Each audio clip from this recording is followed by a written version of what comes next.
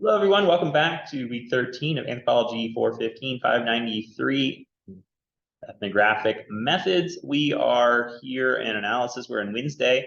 For those of you who are not in class today, we just finished watching part of the video, which I posted on Canvas, the qualitative coding tutorial. If you weren't here today, you want to make sure to check that out. That's a good video. It's going to help you understand what we're going to be doing in class today.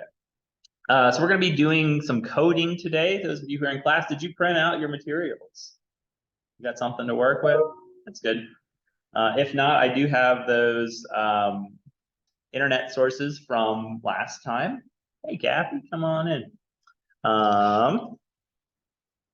That you can work with and practice your coding. But again, it will be much more useful if you have your own materials so you can actually do coding here. I can help you with that, and you don't have to go do it at home.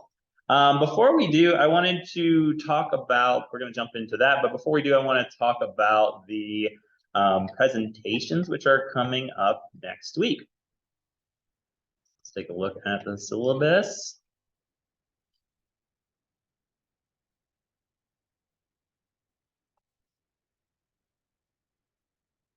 We're almost done with the class. Next week, week 14, we're going to be doing presentations. We'll also, if we have time, talk a little bit about participant action or applied anthropology and how you can actually make your research useful to the people that you're studying.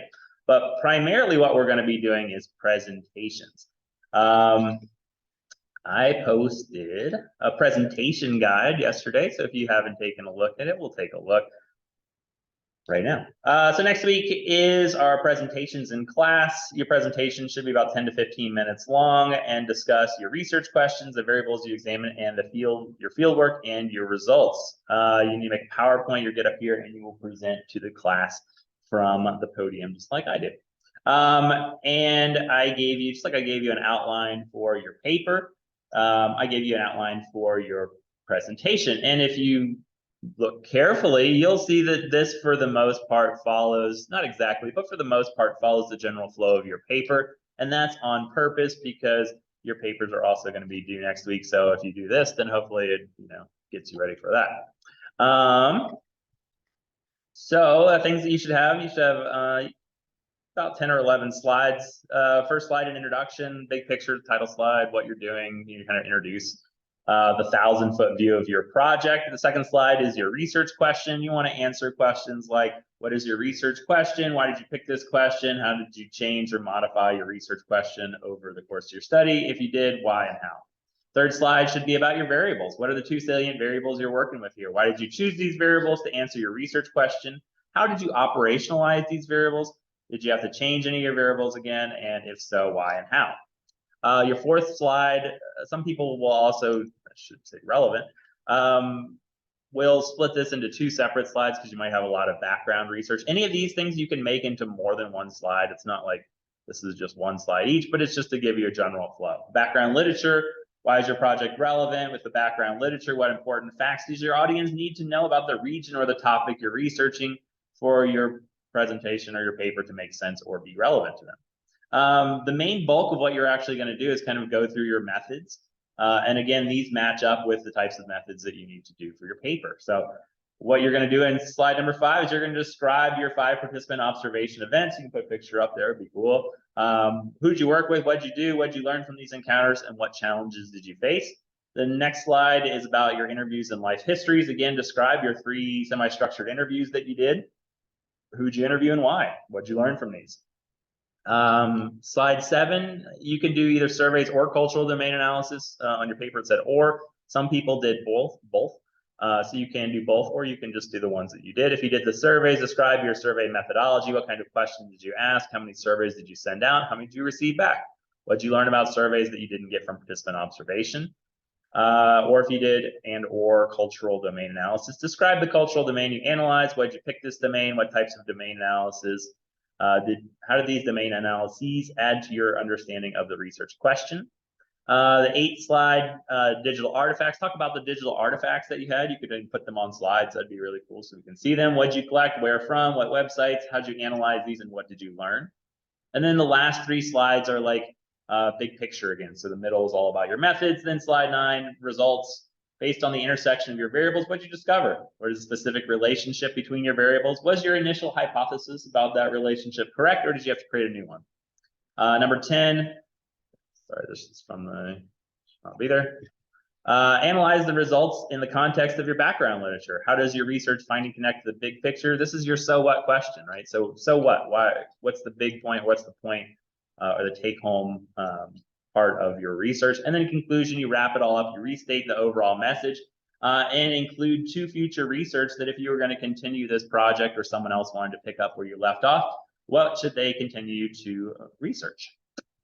I have a sign-up sheet. Those of you who are here, the 4 of you, you get to pick which day you want. That's cool. It's going to be Monday, Wednesday, Friday next week. I'm figuring 10 to 15 minutes per person, so we're going to do 3 per class, you know, even if we do the full time, all 15 minutes each, that's still 45 minutes. And if there's 3, you know, at 10 minutes, it's still 30, and we can ask questions and stuff. The main thing I'm concerned about is people not being here. Of course, you all are here, so you're going to be here. For those of you who aren't, please make sure you are here, because there's not a lot of time built into the class after this for you to make it up. We have like 1 extra day for review, but we don't want to like use all that time to, you know, do your presentation. So sign up for a specific day. Those of you who are here will get to sign up in person, and those of you who aren't will get to sign up in the remaining slots by email. And then don't miss a day, miss your slot, because there may not be opportunities for you to make it up. Okay, so that's what we're going to be doing next week. I'll send this around as we get started. Today we're going to be working on coding. You're going to be practicing looking at different kinds of codes and what you can do with that. If you remember, for those of you who were just here, I'm going to show you this. Where did it go? There it is. We just watched a video on 5 different methods of coding.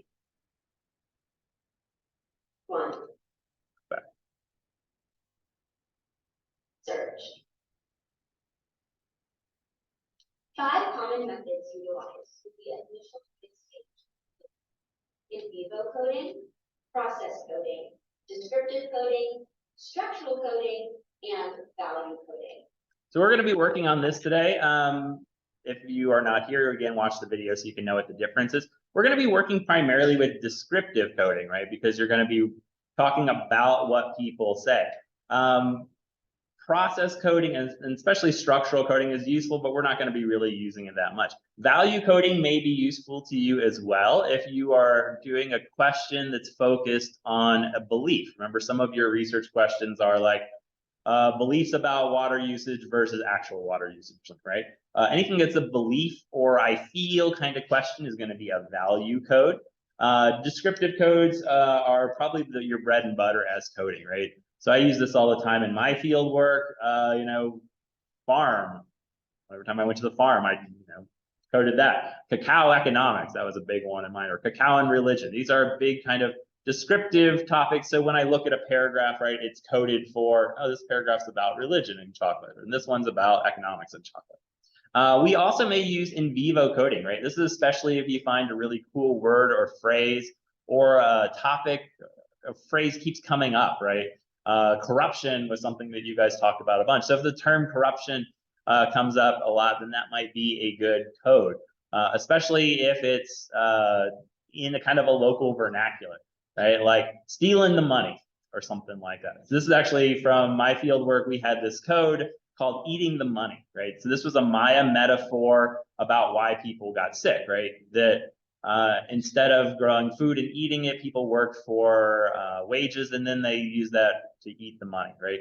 And so they say, well, you know, it's not as healthy to eat the money as to eat, you know, local food. And so eating the money became a code, right? Because it became really hard to like describe it in like shorter words than that. It would be like a long description of what that actually means. So eating something like eating the money, or something like that. Or another one was about how to learn, right? It had this section on Maya theories of knowledge.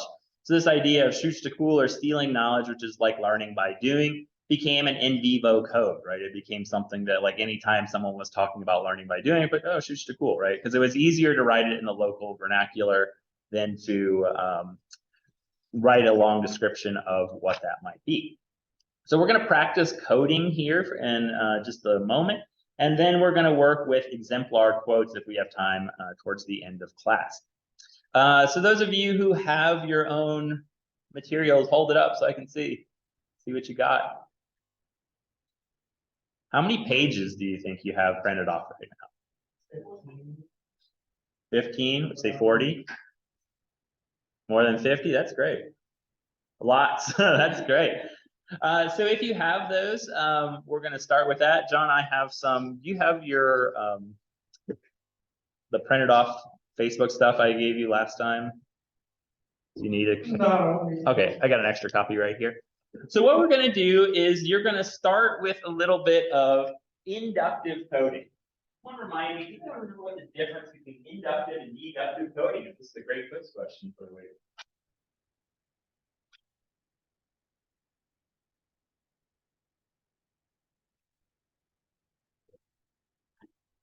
Inductive coding, because she just said on there is going to be related to, you don't have code initially. Yep. You're going to create codes from the literature. Yeah, right. So it comes from the literature, up from the ground.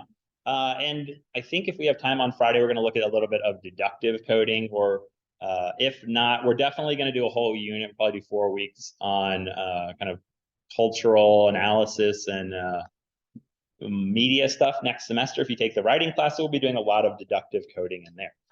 So the way to start doing your inductive coding is really similar to what we did last time. And in fact, if you had your stuff from last time, this would be a great way to do it, is to go through a small section of your work and highlight interesting things, right? We did this last time. Again, if you have a lot of material, it's kind of hard to do it all at once. You want to kind of start with something, you don't necessarily want to start with the beginning, right? Because oftentimes your very first field notes or your very first interviews are still kind of like practicey and they're not that good, as good. You should kind of have, as a researcher, especially if you've done all the research yourself, you should have a good idea of like which interviews or which participant observations were the good ones, right? Or like what your best one was. That's what you want to start with, right? Not because it's necessarily best, but because hopefully it's the most rich and the most descriptive. So you want to start with a couple. So probably if you have your own material, start with at least one interview and one participant observation event, right?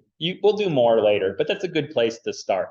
And then as you do that, go through and highlight the interesting things, and then try to think of what kind of code you might put next to those interesting things, right? So if you were reading, we'll just pick one at random. I'm reading this material that I have. This is about the rate increase. You need all in caps, demand and outside audit every freaking penny spent. Items, list employees, list the works for the last 20 something years, right? That's interesting. I'm going to highlight that. And what kind of code might I use for that, that phrase or that line? You will all need to demand an outside audit every freaking penny spent. Items, list employees, list the works for the last 20 something years. What's a code I could use? Either descriptive, in vivo, or value. There, you could actually do any of those three. Corruption, right? That's what kind of code might that be? Which of these 5? It doesn't actually say the word corruption, so it wouldn't be an in vivo one, right? If it said there's so much corruption in this town, that's a good example of in vivo because I could just highlight that actual word or underline it. It's descriptive, but what else could it be? No, not structural. That'd be like if I coded, if I had this, I could code initial post, reactions, and then comments. That would be like a structural comment. It is descriptive, but it also could be something else. What else could it be? Value. Yeah, it's a value code, right? I feel like there needs to be an audit, right? I feel like there's a lot of corruption. Again, these often blur, especially because people, when you're doing interviews and stuff like that, are often going to be like telling you what they feel. Descriptive might be more in your participant observation stuff, right? So if you were, I went to see a rancher out on the farm and he showed me his irrigation systems and we talked about the well and something like that. You could code that like groundwater or something, right? That's a description of what's actually going on. So take those first two, that first interview and participant observation that you have, go through and try to come up with codes. The thing with codes, though, is that there's got to be a sweet spot in the middle, right? What might be a problem if you have too few codes? If I have 1 or 2 codes for all my stuff, what might be the problem with that? What's that? It can't overlap? Yeah, can overlap, or it can't overlap. You might miss a lot of stuff. What else? It's too broad, right? You're not going to get any kind of fine level of detail. What might be a problem, though, if I have 20 or 30 codes?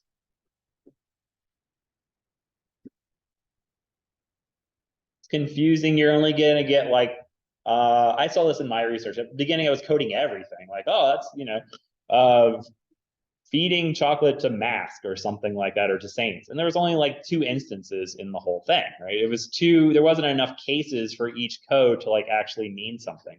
And so what I ended up doing was consolidating those codes down. So go through these. We're looking for about 5 to 10 codes to do on your research. So take just a few minutes and look at the materials that you have and try to come up with, in that first interview and participant observation, about between 5 and 10 codes, which you think not only will capture the essence of those things, but would be useful to apply deductively to the rest of your research, right? So you're trying to find codes in this initial set, which might be useful for your broader research.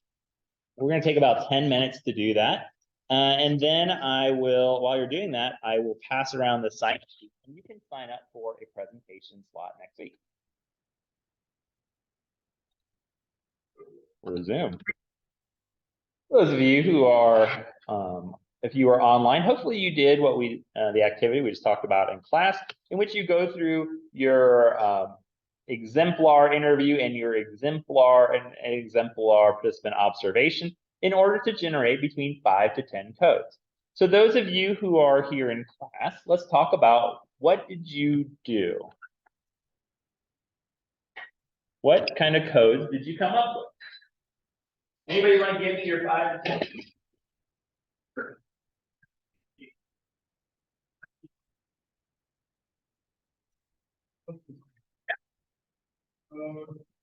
So we came up with 7 codes.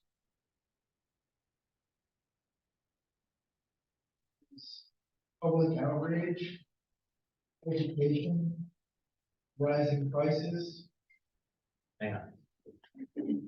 Right. What?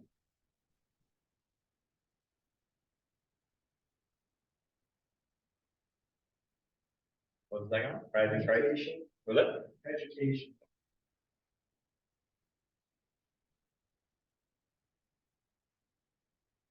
Rising prices.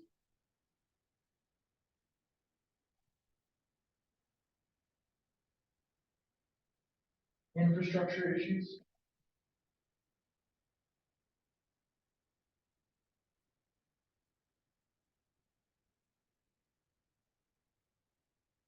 Lake pipeline project.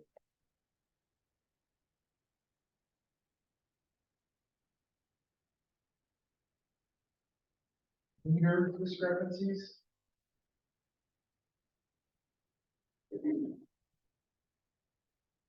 Specific allegations of corruption. So just corruption, but like I was coding that as people specifically saying so and so person is corrupt. Right. As opposed to just angry at the city water for the public outrage. Saying John is taking too much salary and is corrupt. JHON. Okay. Did everybody else come up with codes? Right. It doesn't have to be these codes, but types of code. Right. Are they kind of at this level, more or less? Okay. So these are what you would do. It is almost like a pilot study of your own research. You'll start to just kind of create code. 10 is a fine place to start. And you don't have to, because this is inductive coding, this is just to get you started. As you go through your other materials, you're gonna find other things pop up, right? Because maybe this first interview didn't talk about something the second interview really was interested. So you can always add to these, but this is just a good start for you to kind of start thinking of these codes. So once you've kind of written out your 5 to 10 codes from your initial kind of read through pilot study of an interview and a percent observation, you can start to think about what are the relationships between these. Do any of these go together? Yeah, I think there was a tree there specifically. I think Which there's a ones go tree together? Infrastructure, I think there's a tree to outrage. Between infrastructure and outrage? No, there's a tree between infrastructure and pipelines. Yes, definitely. Project, Which one is the bigger code? infrastructure. Yeah, right. So this is beneath that, right? You can think of like a little infra, and then kind of beneath that would be pipeline. Because there could be other kinds of infrastructure code that you might come up with later, like what's another decay, or like the pipeline. So on the kind of the same level. So pipeline is like from you. So this might be like the municipal infrastructure or something. Like when we had the water break last week, it didn't have anything to do with the pipeline. Yeah. It was like the municipal. Well, I felt like that was a great, that's why I did pipeline. I said pipeline was important, but most of the infrastructure is Yeah. the state of this. But this is like a bigger code, which could encompass both this kind of regional infrastructure as well as local. So you could even do, And then specifically. refine your code like this, regional versus local or something like that, right? Because you might get other types of regional projects or other types of municipal type things, right? Or maybe it's in the county versus the city, you don't want to code that, or maybe you do. What's another family that you might come up with? Specific corruption. What was that? Corruption and outrage. Corruption and outrage? The corruption is under the outrage. Outrage, yeah. Allegations of corruption. Yeah, right, so we could have, Some people would agree, and some people would say. Outrage. and what might be some reasons that people are outraged? Yeah, rising prices, that's what I put. Is rising prices. And what's another one that might go under there? Meter discrepancies. That's what I think. Yeah. And then probably this one too. Right? Specific corruption. Meter. And specific. Right? And you might find that when you break it up like this, maybe outrage and specific corruption, maybe this just becomes instances of this or something like that. But you can start to see how these fit together. What do we have? We got education left. Are there any other codes that might be within education? What kind of stuff did you find for education? Education was like covering the rising prices, like attempts for the city to explain why your water don't. So it might be like public outreach or something, like if there was, in the materials that you have, right, I think it's page 2 and page 3, the city did outreach stuff, and they're like, let me explain to you how your water bill works, like that, right? Public outreach. Education, right? And so this is a good thing to do. You kind of like make your initial pile of codes, and then before you sit down and do 50 pages or whatever of it, think about your codes, right? And think about how to make these trees, think about how they might relate, and then maybe refine the term, right? If you're like, education is like maybe too broad and public outreach really talks more about what I want to do, you could put that, just replace this education with a public outreach type code. You also kind of want to think about the ways they're related. What do you think we can do? I started with 7, and now I've got 3. What can I do with these 3? What do those look like to do? Outreach, infrastructure, and outrage. What might in your paper, what might those be? They're big topics, they're themes, right? So like in your finding, I have 3 main findings from my paper, right? I have this stuff about outreach, about changes in the water use. I got stuff about infrastructure, and I got stuff about kind of the outrage. And you can kind of think how you want to organize it, right? So if I talk about the infrastructure first, I probably want to talk about the decaying infrastructure before the outrage, right? Because it shows why people are outraged, right? And then maybe, I don't really know, maybe outreach is before that, or maybe outreach could be at the end, right? If the outreach is in response to the outrage, right? So there's people are angry, so now we have a video or TikTok or something explaining why your water bill is going up. So coding is super useful for taking this mountain of data and starting to come up with some big themes. And that's really what you want to do in this activity. So go through your materials, start to do that little bit of coding, like we said, come up with themes, right? Your themes should emerge from your codes. Does anybody else have questions or want to talk about your variables last couple minutes of class?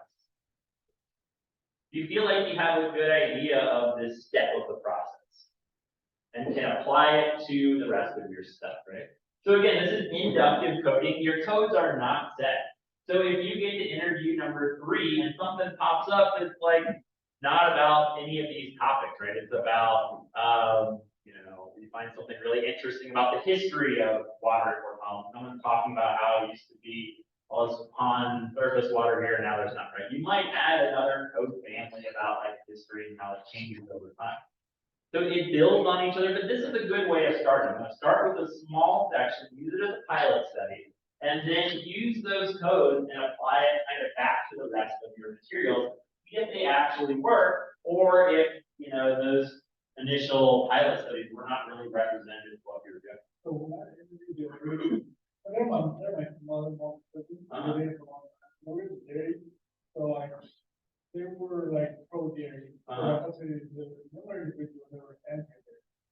What kind of code might that be, everybody?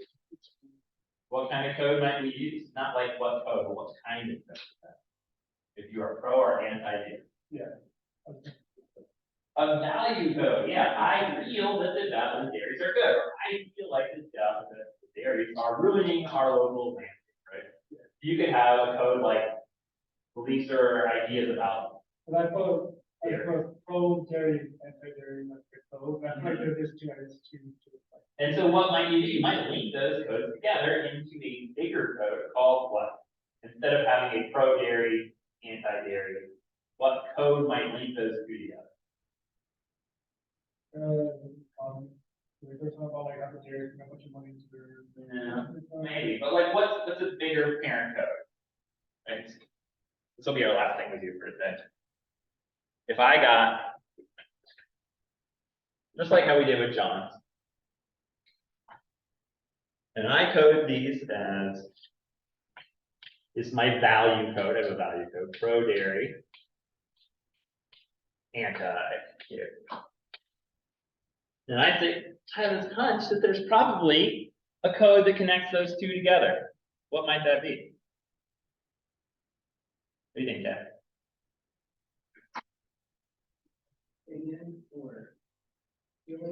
Yeah, right. Let's do the attitude. Attitudes, you can write however you want. Attitudes about dairies. And I might even find that there is a higher code, right? There might be stuff about, I might have another code called attitudes about agriculture or something like that, all right? And this can even have a higher level code up here that's like, water versus economy or something like that, right? So you can kind of group these together from lowest level codes to biggest codes. So start to think about these relationships, and as you group them together, that's where you're really going to start to see those themes emerge. Your themes are probably not going to be meter discrepancies and specific complaints. It's going to be something at the like parent code level. Okay, so we are over time.